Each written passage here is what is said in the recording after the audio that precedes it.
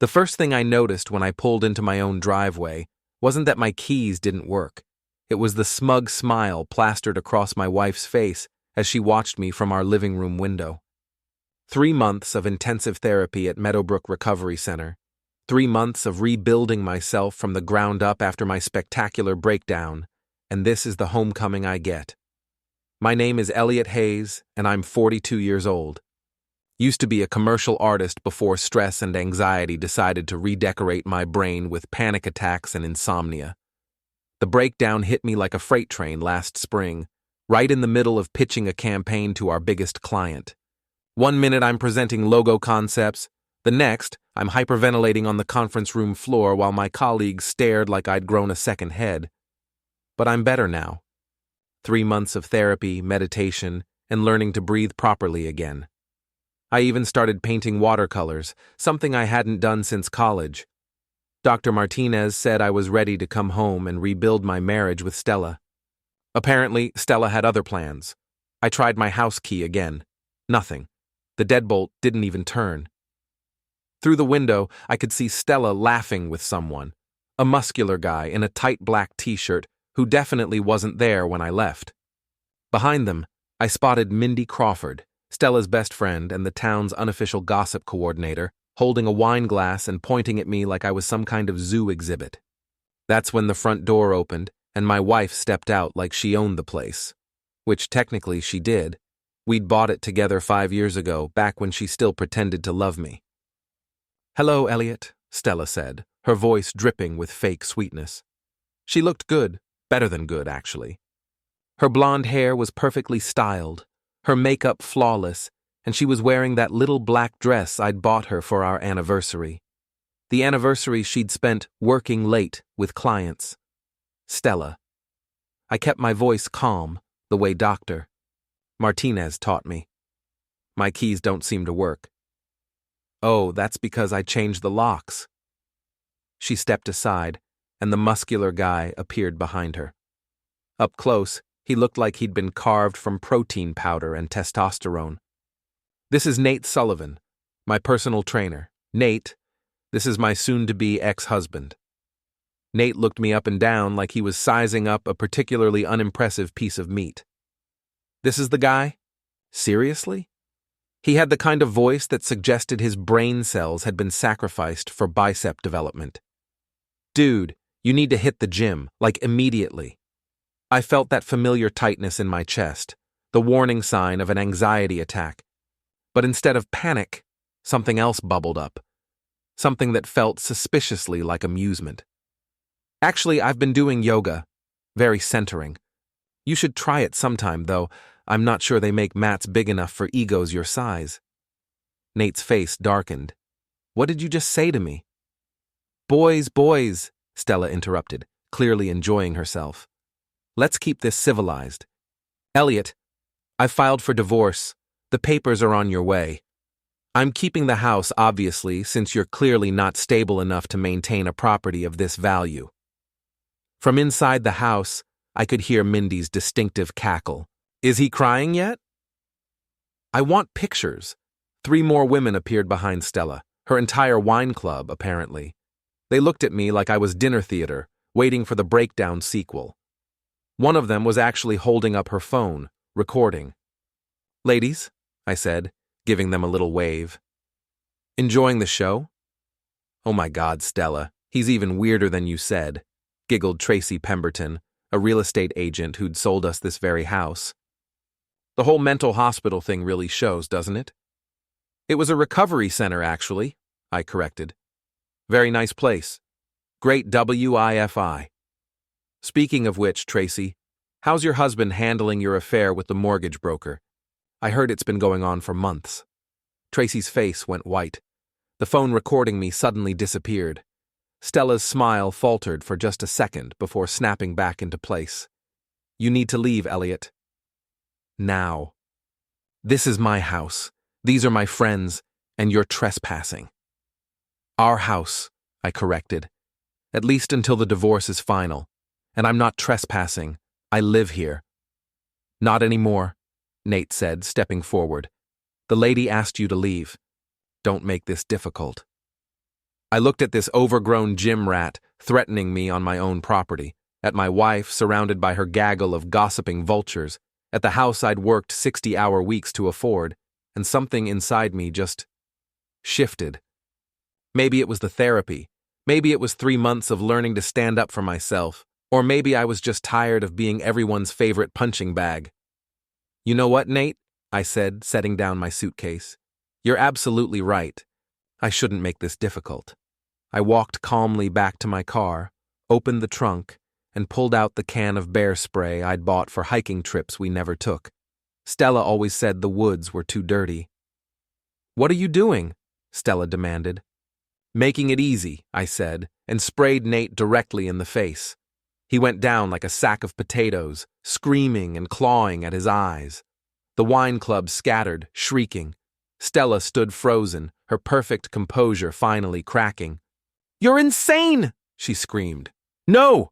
I said, grabbing the garden hose and turning it on Nate, who was rolling around on my lawn like a beached whale. "I'm just done being walked on."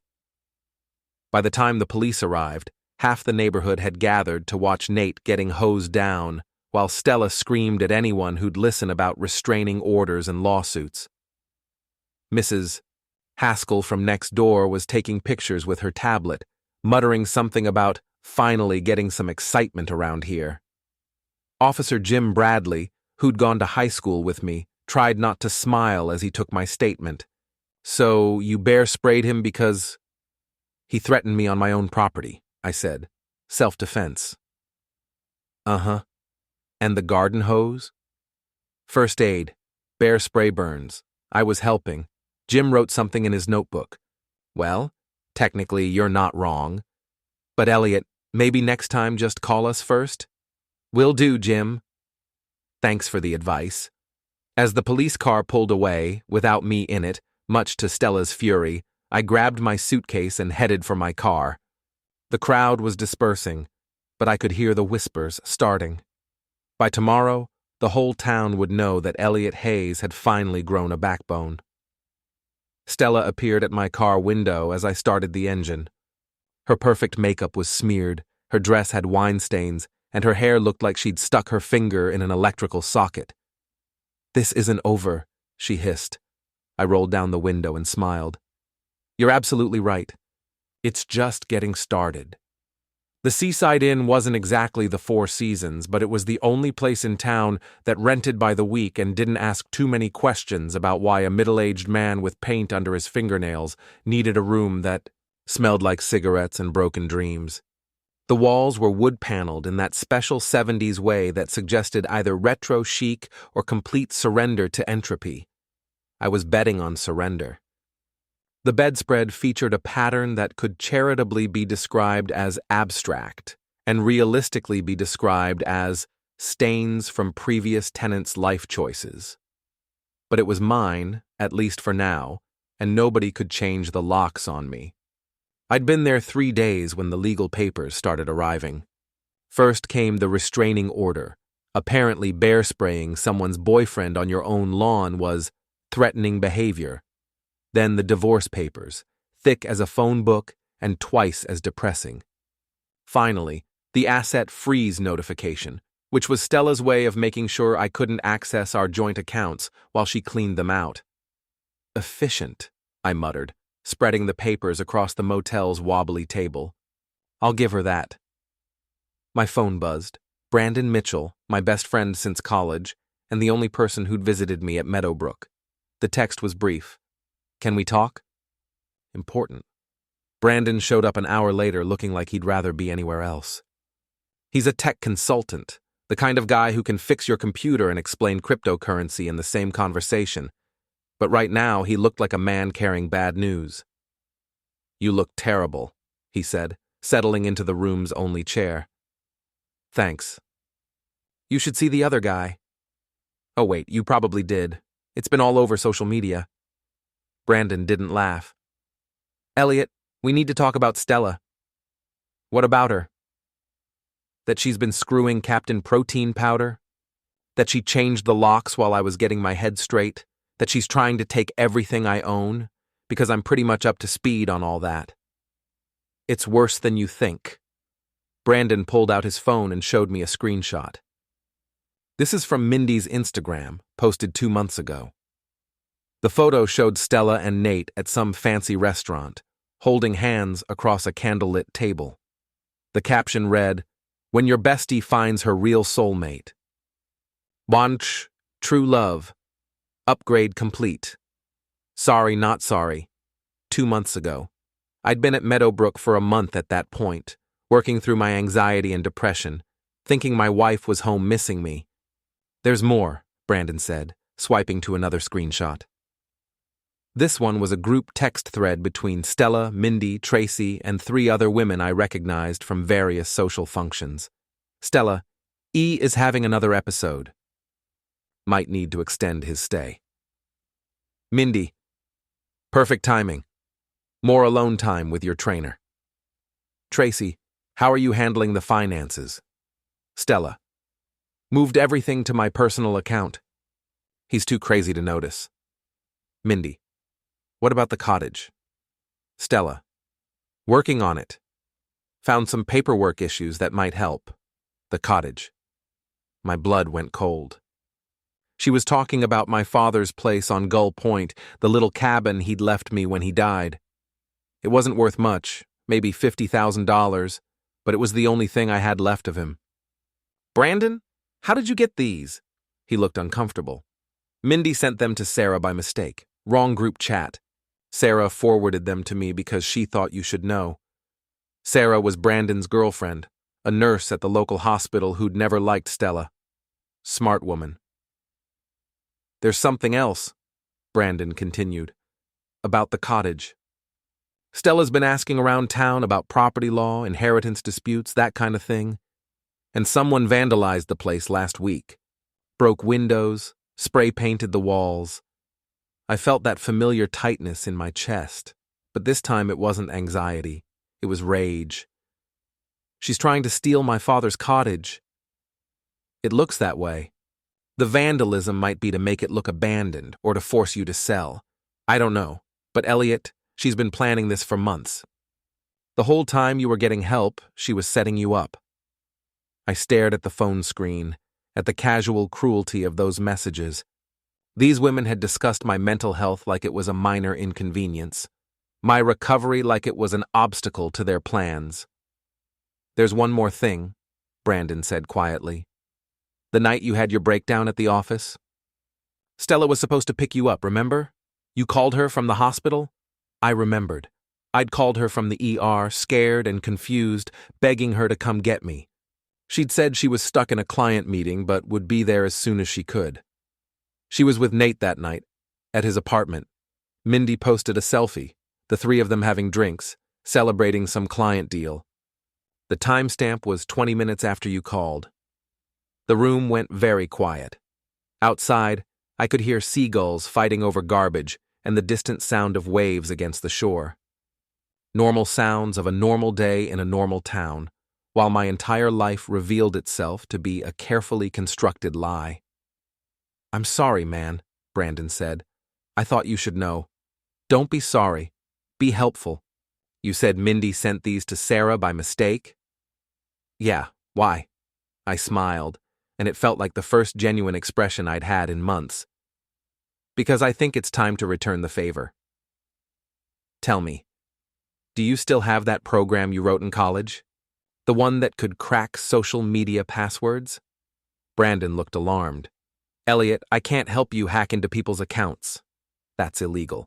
Not hack, research, public information gathering. Very different thing. I stood up and walked to the window. Across the parking lot, I could see the ocean, gray and choppy under an overcast sky. She wants to play games, Brandon. She wants to treat my breakdown like her personal opportunity. Fine. But she's about to learn that recovery doesn't mean surrender. What are you going to do? Something creative. Something that would make my therapist proud. I turned back to him. I'm going to take control of my own narrative. After Brandon left, I sat alone in my motel room, surrounded by legal papers and screenshots of my wife's betrayal.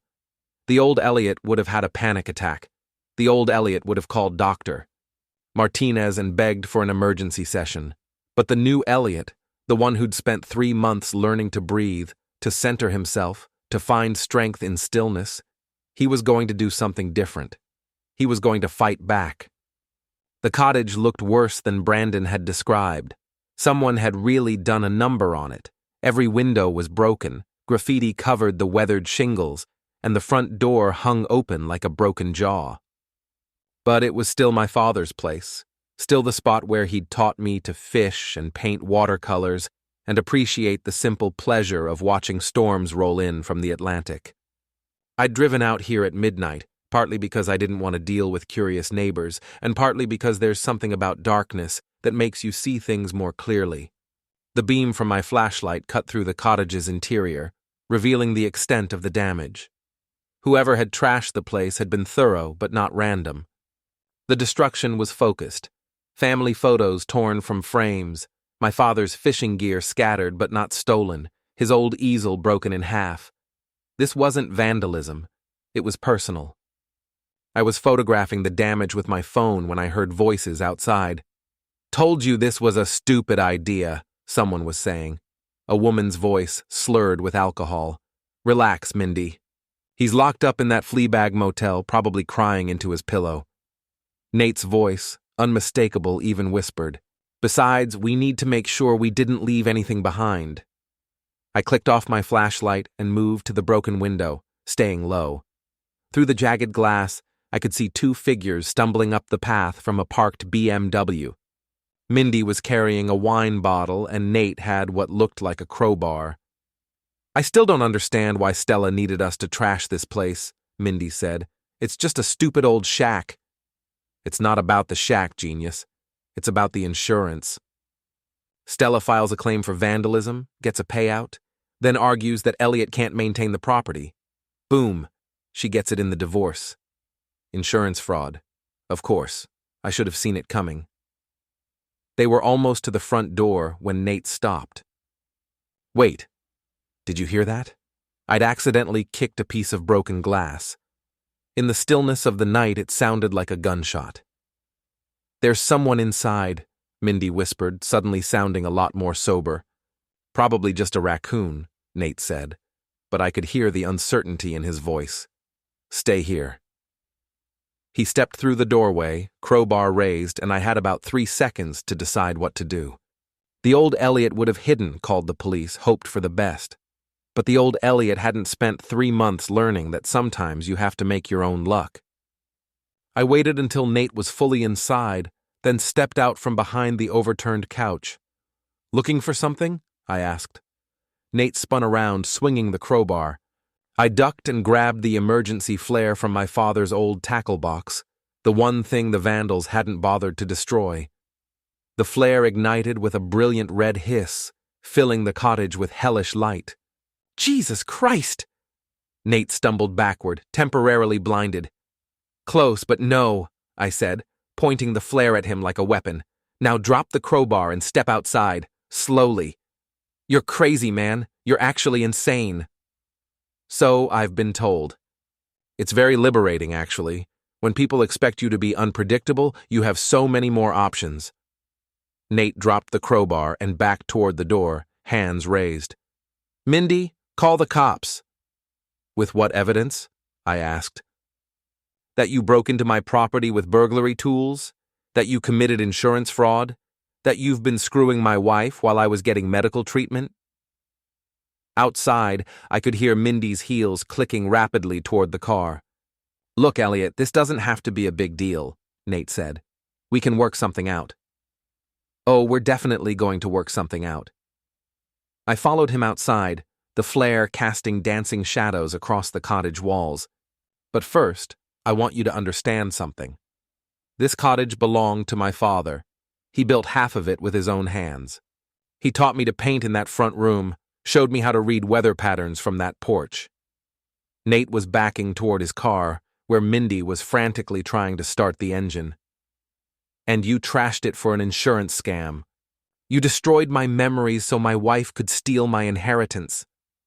The flare was burning down, but I had 2 more in the tackle box. That makes me very, very angry. I'm sorry, okay? It was Stella's idea. I know. And she's going to be sorry too. But right now we're talking about you. Mindy finally got the car started. She threw it in reverse and peeled out, leaving Nate standing alone in the cottage's driveway. She left you, I observed. That's got to sting. Look, just tell me what you want. I want you to understand that this is just the beginning. You thought you were dealing with broken-down Elliot, the guy who had panic attacks and needed therapy. But that guy learned some things while he was away. He learned that bullies only have power if you give it to them. He learned that sometimes the best defense is a really creative offense. I pulled out my phone and showed him the photos I'd taken of the cottage damage. These are going to the police, the insurance company, and the local newspaper, along with a very detailed statement about what I just witnessed. You can't prove anything. Can I? I held up a small recording device, my phone, which had been recording since I'd heard them outside. Amazing what technology can do these days. Crystal clear audio of you confessing to insurance fraud. Nate's face went pale. What do you want? I want you to go home and think very carefully about your life choices. I want you to consider whether a married woman and her gossipy friends are worth going to jail for fraud charges. And I want you to remember that I'm not the helpless victim you thought I was. The flare finally burned out, plunging us back into darkness. In the distance, I could see the lights of Nate's abandoned BMW disappearing down the coastal road. This isn't over, Nate said, but his voice lacked conviction. You're absolutely right, I replied. It's just getting interesting. After Nate walked away, apparently Mindy hadn't circled back for him, I spent another hour in the cottage, gathering evidence and planning my next move. The vandalism was extensive, but it was also sloppy. Whoever had done it hadn't been careful about fingerprints or DNA evidence. More importantly, they'd missed something. Hidden behind my father's old paint cabinet, I found a manila envelope containing the cottage's original deed, my father's will, and several other documents that Stella would need to make her insurance claim stick. Documents she probably assumed were destroyed in the vandalism. I drove back to the seaside inn as dawn was breaking over the Atlantic, feeling more energized than I had in months. Stella thought she was playing chess while I was playing checkers. She was about to discover that her husband had learned some new games while he was away. The war was just beginning, and I finally had ammunition. The Sandpiper Gazette isn't exactly the Washington Post, but in a town of 8,000 people it might as well be. Everyone reads it, everyone talks about it, and most importantly, everyone believes what they read in it. Which is why I was sitting in Editor-in-Chief Margaret Walsh's office at 7 a.m., armed with evidence and a story that would make her weak. Let me get this straight, Margaret said, adjusting her reading glasses as she scrolled through the audio file on my phone. Your wife and her boyfriend staged the vandalism at your cottage for insurance fraud, and you have them on tape confessing? That's the gist of it, yes. Margaret had been running the Gazette for 20 years, and she had the instincts of a bloodhound when it came to local scandal. Her eyes were practically glowing as she reviewed the photos of the cottage damage. This is good, Elliot. This is really good. But you know I'll need corroboration, right? I can't just run a story based on... I slid a folder across her desk. Police report from the vandalism. Insurance claim filed by Stella Hayes 3 days ago. Property records showing the cottage ownership. And these. These were printouts of the group text messages Brandon had shown me, along with several more that Sarah had managed to collect. Apparently, Stella's wine club had been very chatty about their various schemes and affairs. Margaret's eyebrows climbed toward her hairline as she read, "Oh my, this is comprehensive. There's more. Mindy Crawford has been spreading rumors about my mental health, claiming I'm dangerous and unstable.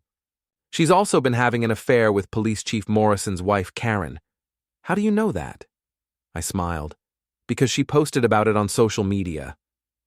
Not directly, of course, but if you know what to look for. I showed her another set of screenshots. Same restaurant, same time, multiple occasions, always when the chief was working late shifts. Margaret sat back in her chair. Elliot, this is enough material for a month's worth of front pages. But I have to ask, are you sure you want to go nuclear?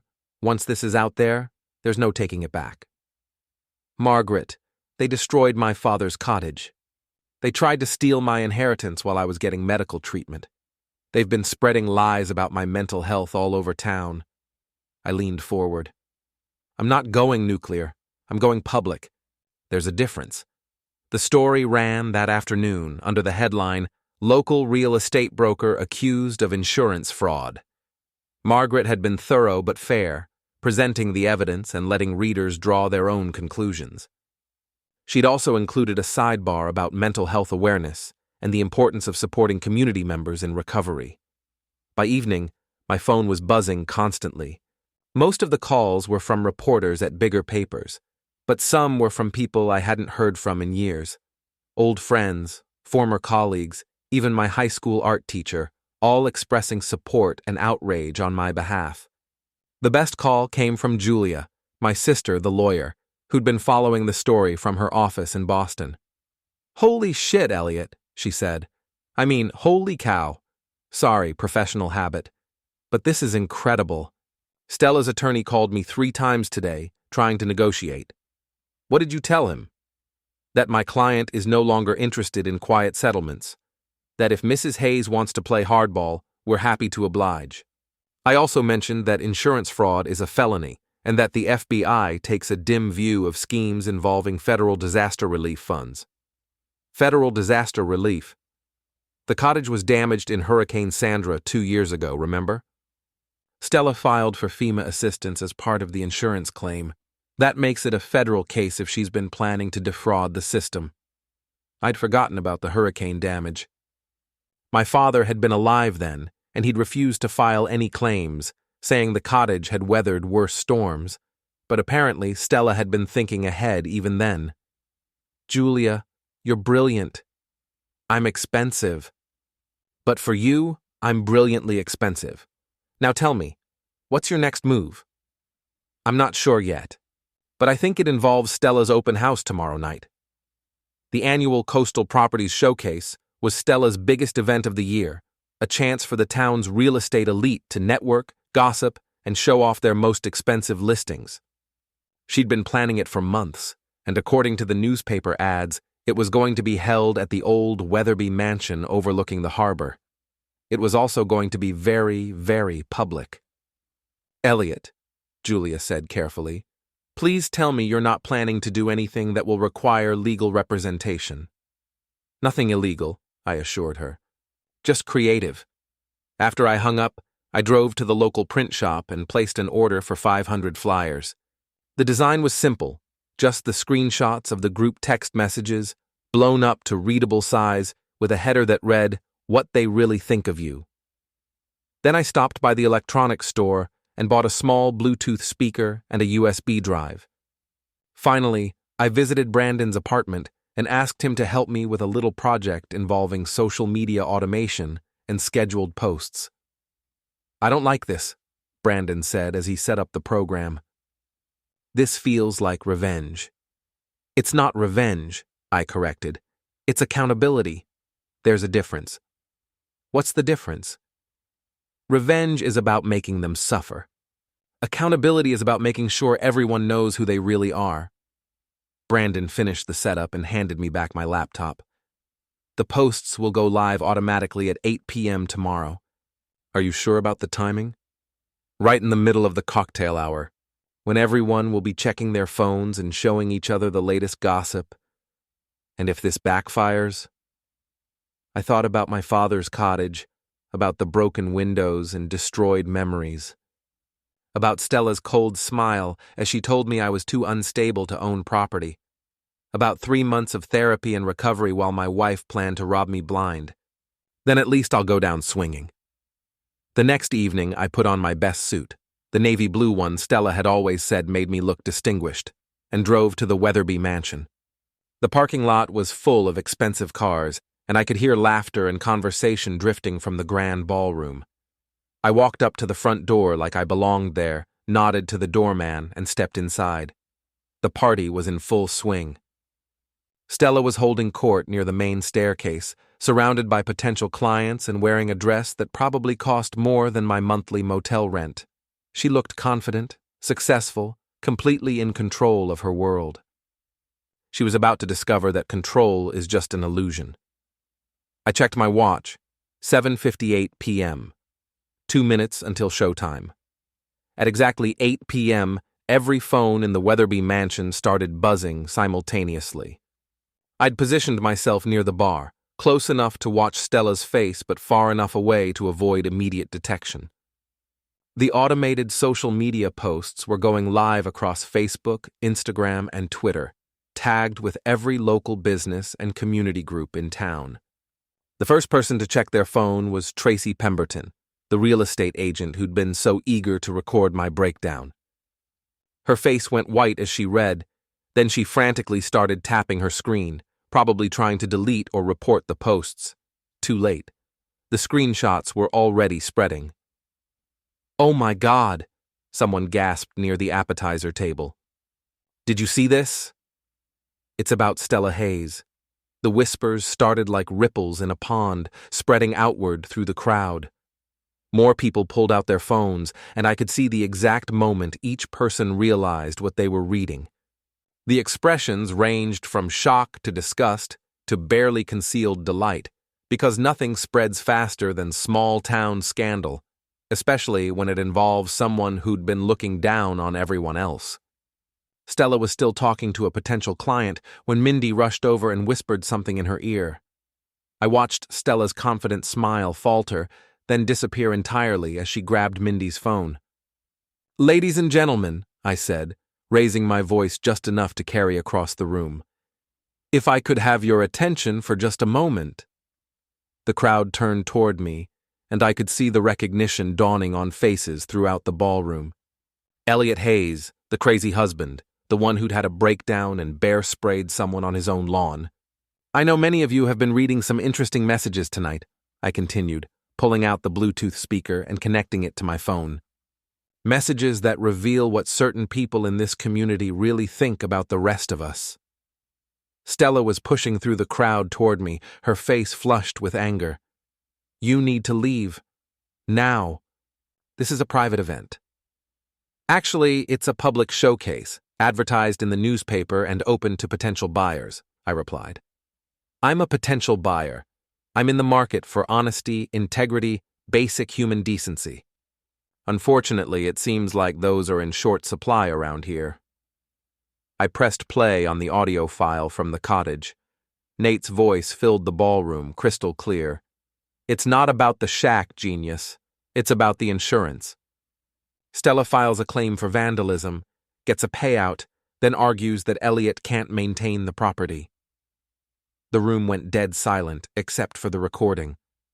I let it play through Nate's confession about the insurance fraud, then switched to a different file, one of the group text message threads, read aloud by a computer voice.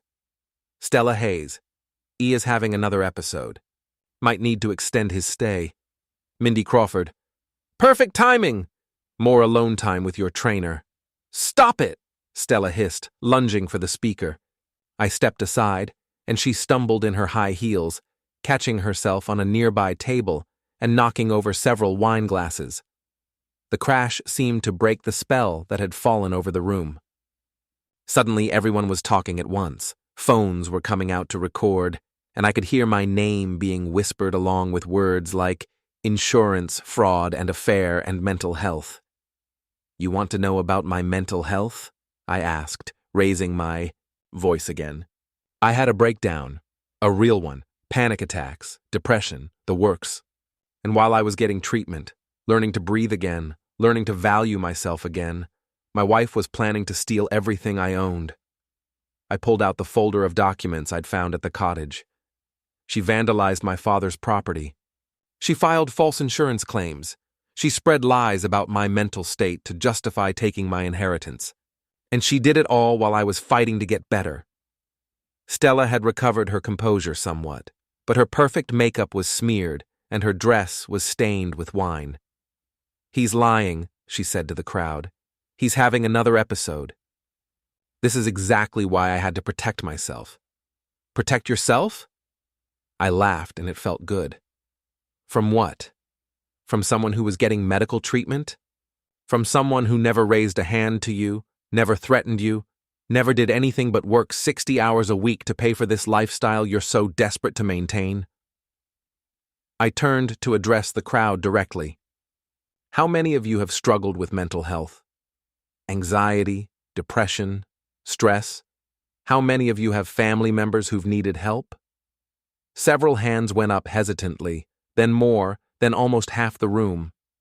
And how would you feel if someone used your illness as an excuse to rob you?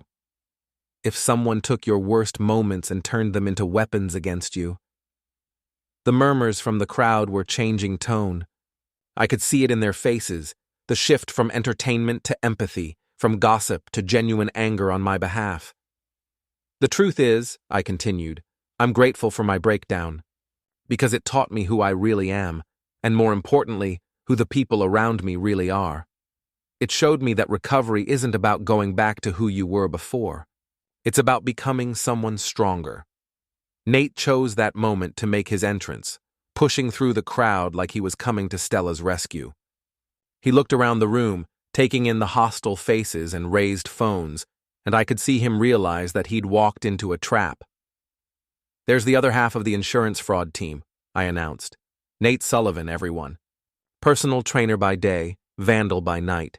He's the one who actually broke the windows at my father's cottage." Nate's face went red. "You can't prove anything." "Actually, I can." I held up my phone. "Remember our conversation at the cottage? You confessed to everything. It's all recorded." "You were threatening me with a flare. That recording won't hold up in court." "Maybe not," I agreed, "but it doesn't need to. Because this isn't court. This is the court of public opinion, and the jury has already heard enough." I looked around the room at the faces staring back at me, some shocked, some angry, some clearly enjoying the show. These were my neighbors, my community, people I'd known for years, people who'd watched me struggle and recover and fight back. "I'm not asking for your pity," I said. "I don't want your sympathy. I just want you to remember that mental health struggles don't make someone weak or dangerous or unworthy of basic human decency. And I want you to remember that sometimes the people who seem the most put together are the ones with the ugliest secrets." I packed up my speaker and headed for the door. The crowd parted to let me through, and I could hear the conversations starting up behind me. Not whispers now, but full-voiced discussions about insurance fraud and affairs, and the difference between mental illness and moral bankruptcy. At the door, I turned back one last time. Stella was standing in the middle of the ballroom, surrounded by overturned tables and spilled wine and the ruins of her carefully constructed image. She looked small somehow, and very alone. "Goodbye, Stella," I said. "Enjoy explaining this to your clients." I walked out into the cool night air, got in my car, and drove back to the Seaside Inn. My phone was already ringing, reporters, lawyers, friends calling to offer support. But I didn't answer any of them. Instead, I sat on the motel room's tiny balcony, looked out at the ocean, and smiled. For the first time in months, I felt like myself again. 3 days after the showcase disaster, Stella made her final move.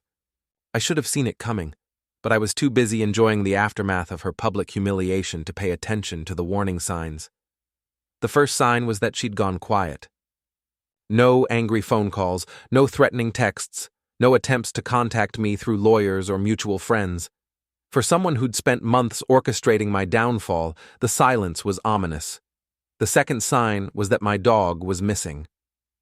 Rex was a 10-year-old golden retriever I'd inherited from my father along with the cottage. He'd been staying with Mrs. Haskell while I was at Meadowbrook, and she'd continued watching him after I moved to the motel. Rex was the last living connection I had to my dad, The only family I had left besides Julia. "He was there yesterday morning," Mrs. Haskell said, wringing her hands on her front porch. "I let him out in the yard like always, but when I called him for dinner, he didn't come. I've looked everywhere, Elliot. I'm so sorry. I found Stella's note tucked under my motel room door that evening. It was written on her expensive letterhead, in her perfect handwriting. Elliot, Rex is safe for now. If you want to see him again, drop all charges and withdraw your statements to the police and the newspaper. You have 24 hours. Don't involve the police, or Rex goes for a permanent swim. S." My hands were shaking as I read it, not from anxiety this time, but from pure rage. Stella had crossed every line there was to cross, but threatening an innocent animal was something else entirely. I called Julia immediately. "She kidnapped your dog?" Julia's voice was incredulous. "Elliot, that's a felony. Animal cruelty, extortion, kidnapping." "I can't call the police," I interrupted. "She'll hurt him." "So what are you going to do?" I looked out the motel window at the storm clouds gathering over the Atlantic. The weather service had been predicting a nor'easter for days, and it looked like it was finally arriving. "I'm going to get my dog back," I said, "and I'm going to end this once and for all." It took me 2 hours to track them down. Stella wasn't at the house. I'd driven by and seen it was dark. She wasn't at her office, and her car wasn't at Nate's apartment. But Brandon's girlfriend, Sarah, had seen Stella's BMW parked near the cottage that afternoon, and that's where I found them. The storm was picking up as I parked at the end of the access road and walked the last quarter mile through the dunes. Rain was starting to fall, and the wind was strong enough to make the beach grass whip like angry snakes. Through the cottage's broken windows, I could see flashlight beams moving around inside. I could also hear Rex barking, angry, frightened barks that made my blood boil. I pulled out my phone and started a live stream on Facebook. If this was going to be the final confrontation, I wanted witnesses. "Hi, everyone," I whispered to the camera as I approached the cottage. "This is Elliot Hayes, and I'm about to rescue my dog from my psychotic ex-wife. If something happens to me, remember that Stella Hayes and Nate Sullivan are holding Rex hostage at my father's cottage on Gull Point. The police should probably check here first." I could see the viewer count climbing. Apparently word of the stream was spreading fast. Good. The more people watching, the safer Rex and I would be. The front door was standing open, and I could hear voices inside over the wind and rain. "Told you this was a stupid idea," Nate was saying. "Kidnapping a dog." "Seriously?" "It's not kidnapping, it's leverage," Stella replied. "He loves that stupid mutt more than he ever loved me. He'll cave. And if he doesn't, then we make good on the threat. There's a whole ocean out there." I stepped through the doorway, and Rex immediately started barking louder. He was tied to a beam in the main room, soaking wet and clearly terrified but unharmed. "Let him go, Stella," I said. They spun around, flashlights blinding me momentarily. Stella was holding a gun, a small pistol that looked like it belonged in a purse rather than a hostage situation. "You came alone," she said, sounding surprised. "I thought for sure you'd bring the police." "I brought something better," I said, holding up my phone. "I brought the internet." "Say hi, everyone. We're live on Facebook with about 300 viewers and counting." Stella's face went white in the flashlight beam. "Turn that off. Now." "Can't do that. This is a public interest story. Local woman holds innocent animal hostage to extort her mentally ill husband. Very newsworthy." "I said turn it off." She raised the gun, pointing it at my chest. The viewer count on my phone was climbing fast. 500, 600, 700 people watching live as my ex-wife threatened me with a weapon. "Stella, think about what you're doing," I said calmly. "You're on camera. Hundreds of people are watching. You pull that trigger, and you're looking at murder one with about 700 witnesses." "He's right," Nate said nervously. "This is insane. Let's just go." "No!" Stella's voice was getting shrill. I'm not losing everything because of him. I worked too hard. I planned too carefully. What did you plan, exactly? I asked, keeping the camera focused on her. Walk everyone through it, Stella. Tell them how you orchestrated my breakdown, how you vandalized the cottage, how you've been stealing from me while I was getting medical treatment. You were weak, she screamed. You were pathetic. Having panic attacks in meetings, crying in your sleep, too scared to leave the house some days. I deserved better. The rain was getting heavier, drumming on the cottage roof and pouring through the broken windows. Rex was whimpering now, and I could see he was shivering from cold and fear. You deserved better than someone who was struggling with mental illness? I asked. Someone who was working 60 hours a week to pay for your lifestyle? Someone who never raised a hand to you, never cheated on you, never lied to you? You were embarrassing me. So you decided to destroy me instead of helping me. Instead of supporting your husband through a medical crisis, you saw an opportunity to steal everything I owned and replace me with a younger model. I could see the viewer count was over 1,000 now, and the comments were pouring in. People were sharing the stream, calling the police, demanding justice for Rex and me. The police are on their way, I lied. Multiple people have called them. You can put the gun down and we can end this peacefully, or you can add assault with a deadly weapon to your list of charges. Stella's hand was shaking now, and I could see the fear in her eyes as she realized how far she'd fallen. From respected real estate broker to armed kidnapper in less than a week. This is your fault, she said. All of it. If you'd just stayed broken, stayed quiet, none of this would have happened. You're right, I said. If I'd stayed broken, you'd have gotten away with it. But I didn't stay broken, Stella. I got better. I got stronger. And I learned to fight back. That's when Nate made his move. He lunged for my phone, trying to end the live stream, but he slipped on the wet floor and crashed into Stella instead. The gun went off with a deafening crack, the bullet punching through the cottage wall and out into the storm. I dove for Rex, untying him as quickly as I could, while Stella and Nate struggled on the floor. The dog was terrified but unhurt, and he pressed against my legs as I helped him toward the door. Come on, boy, I whispered. Let's go home. Behind us, Stella was screaming at Nate, blaming him for ruining everything. The gun had skittered across the wet floor, and neither of them seemed interested in going for it. I kept the live stream running as Rex and I walked back through the storm toward my car. The viewer count was over 1,500 now, and I could see police sirens in the distance. Apparently, someone had actually called them. Well, everyone, I said to the camera as we reached the car, that's how you rescue your dog from your crazy ex-wife. Rex is safe, I'm safe, and Stella Hayes just confessed to multiple felonies in front of 1,500 witnesses. I helped Rex into the passenger seat and started the engine. Through the rear window, I could see police cars surrounding the cottage, their red and blue lights cutting through the rain. Justice served, I said to the camera, and ended the stream. 6 months later, I was back in my house. The divorce settlement had been very favorable, especially after Stella's arrest for kidnapping, extortion, and insurance fraud. Nate had pled guilty to vandalism and conspiracy charges. Mindy Crawford had quietly left town after the police chief's wife filed for divorce. Rex was sleeping by the fireplace, fully recovered from his ordeal. The cottage had been repaired and was better than ever. And I was painting again, not just watercolors now, but oils and acrylics, bold and bright and full of life. My phone buzzed with a text from Dr. Martinez. Saw the news coverage. Proud of how you handled everything. Recovery looks good on you. I smiled and typed back, thanks. Turns out the best revenge is living well, and having really good Wi-Fi for live streaming.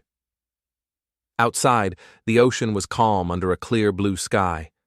No storms on the horizon, no clouds gathering, just peace, quiet, and the sound of waves against the shore.